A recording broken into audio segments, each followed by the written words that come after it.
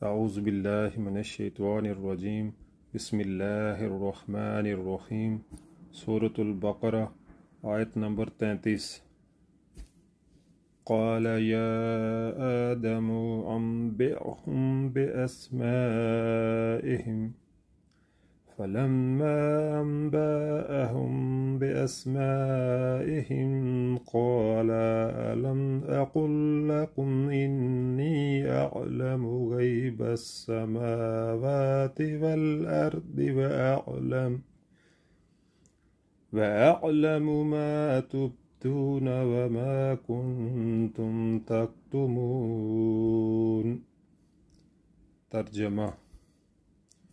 फिर अल्लाह ने आदम से कहा, तुम इन्हें इन चीज़ों के नाम बताओ। जब इसने इनको इन सब के नाम बता दिए तो अल्लाह ने फरमाया, मैंने तुमसे कहा न था कि मैं आसमानों और ज़मीन की वो सारी हकीकतें जानता हूँ जो तुमसे मख्फी हैं। जो कुछ तुम ज़ाहिर करते हो वो भी मुझे मालूम है, और जो कुछ तुम छुपाते हो इसे भी मैं जानता हूँ। ये मुज़ाहिरा फ़रिश्तों के पहले शुबा का जवाब था।